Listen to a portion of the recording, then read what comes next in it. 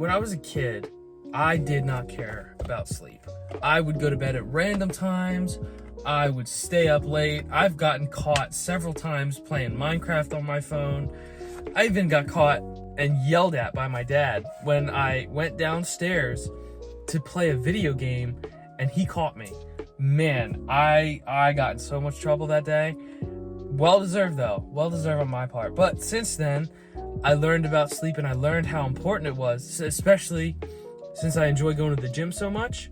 I learned that sleep actually helps recovery and it's so important in your life. There are several strategies that I've implemented and things that I've done that have dramatically improved my sleep, and I want to share them with you. All right, let's do this. Okay, so before I actually get into how I improved my sleep, I want to share with you some of the things that bad sleep causes and how terrible poor quality sleep is. When I was in my junior year of high school, I had a girlfriend and I stayed up with her till like 3 a.m.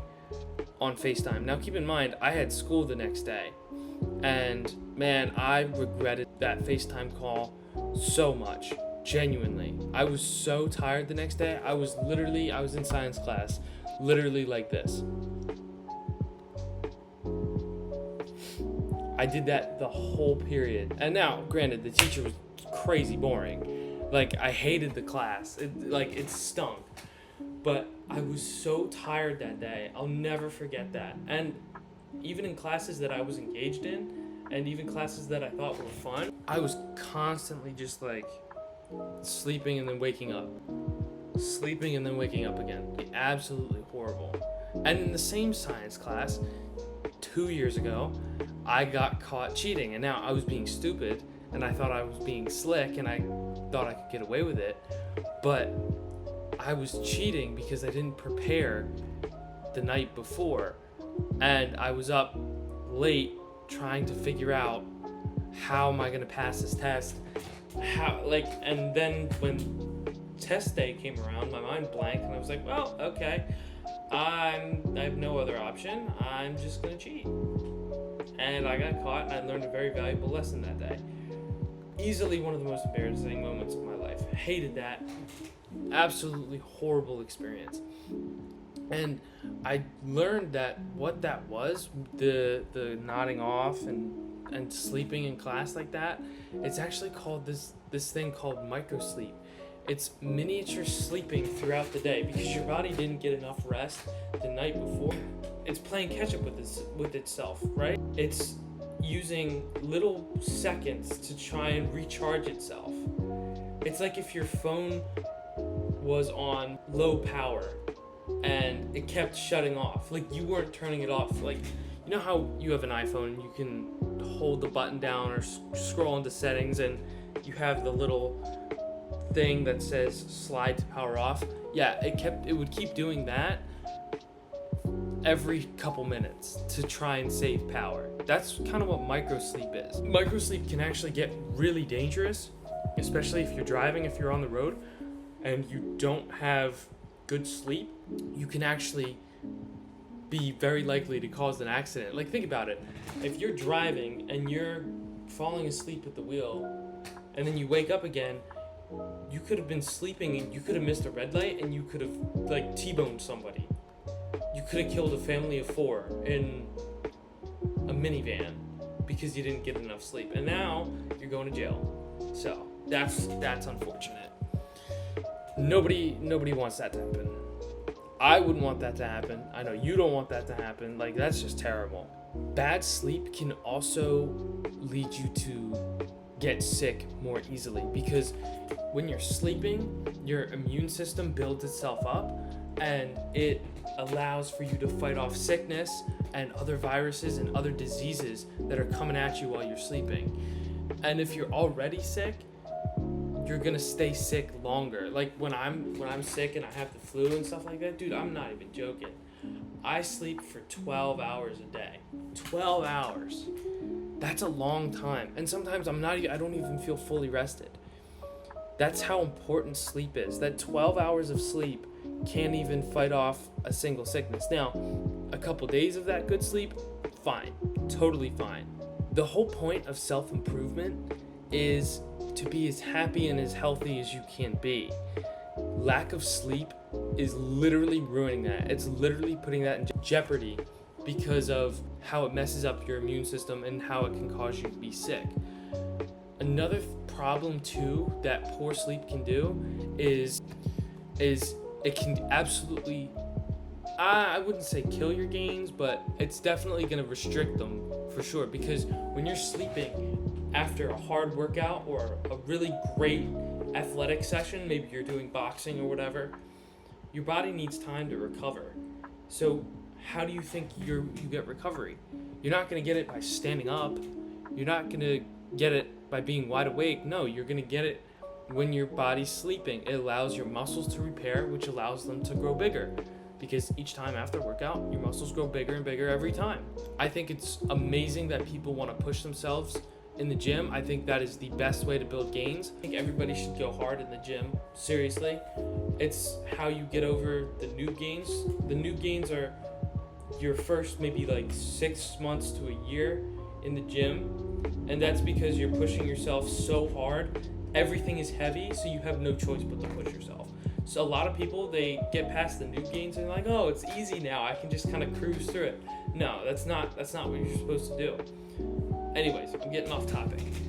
But recovery is super important. Rest days are really, really important for muscle growth and development.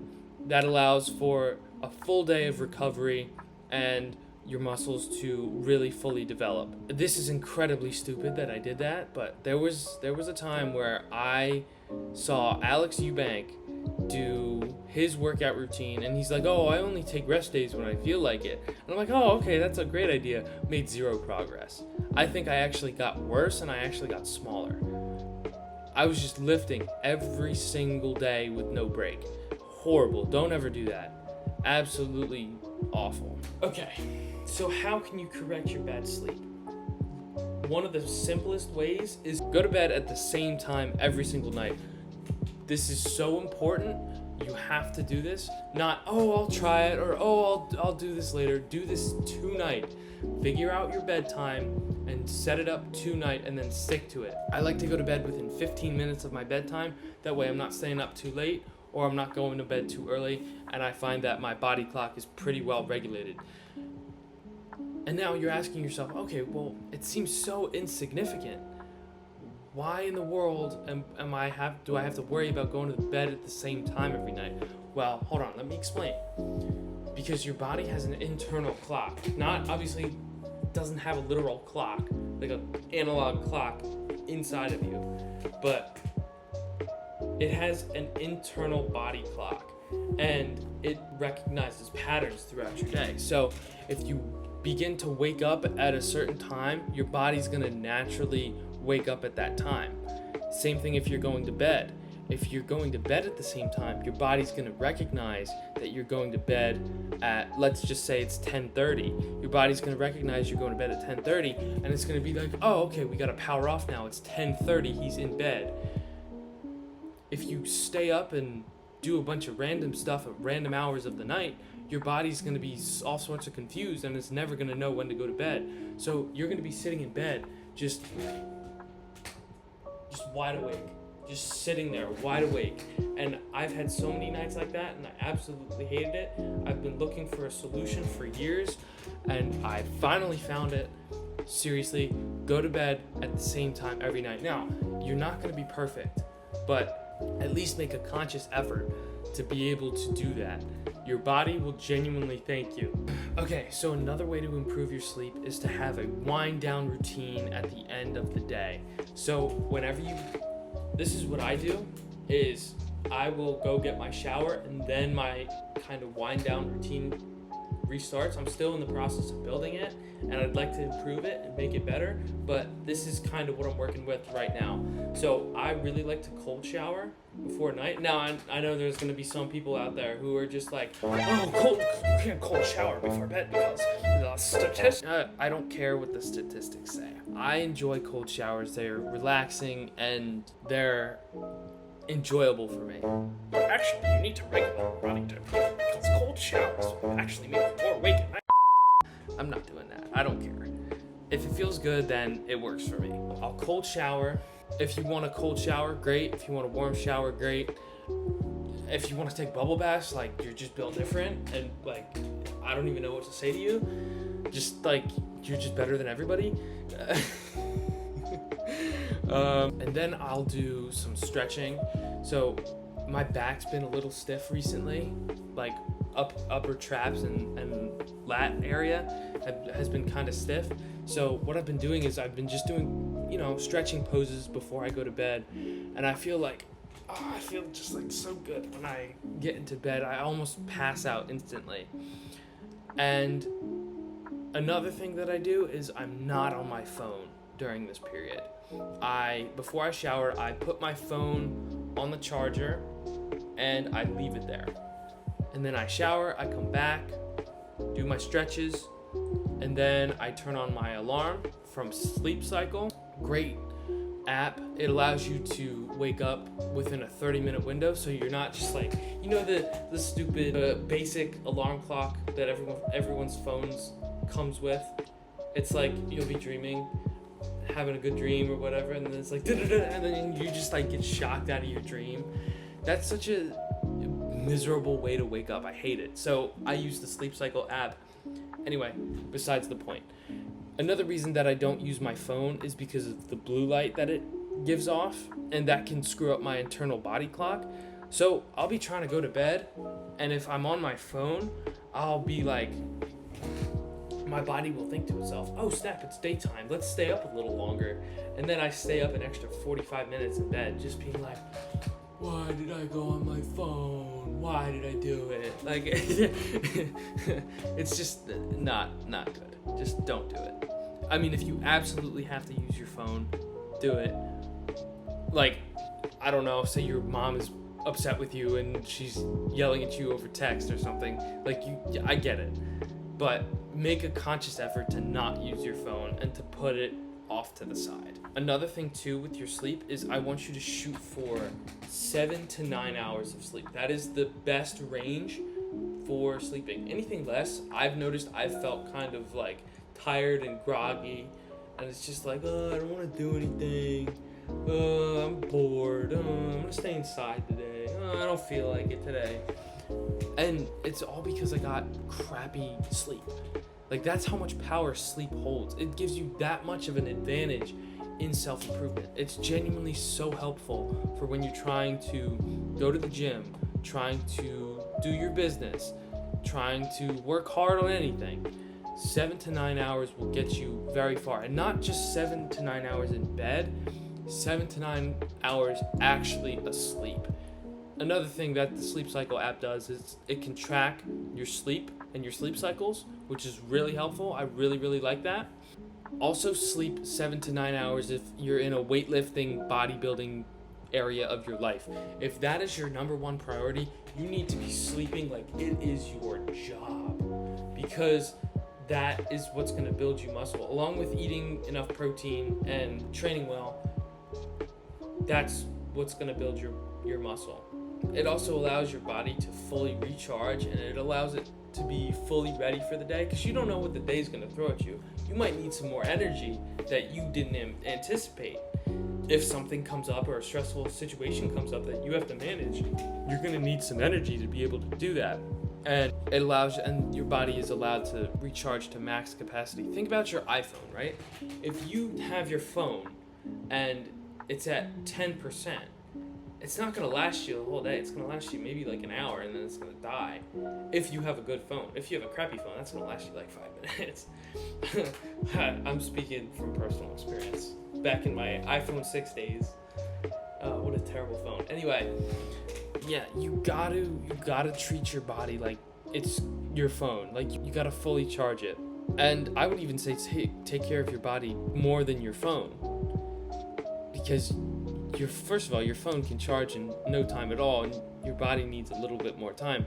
Plus, your body is your health, so treat it well. What I want you to do is I want you to actually take action on this video. I don't want you to be like, oh, okay, cool, and then just click on something else. Now, if you're watching this in the middle of the night, what are you doing? You just got busted. You've been caught. Go to bed. Get some sleep. Seriously, click off this video right now. If you're up at like 12, go to bed. Just go to bed. This is your time to just go to bed. But if you're not sleeping and you're awake and it's daytime, do this right now. I want you to grab a pen and paper or write it in your phone or wherever.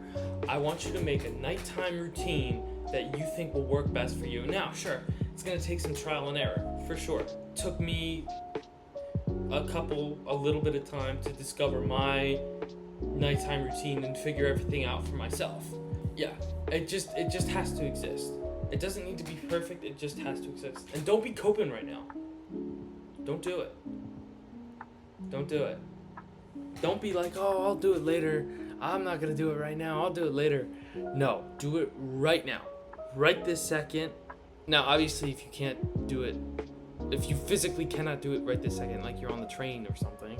Actually, no, if you're on the train, pull out your phone and just write it there, and then just like write it on paper.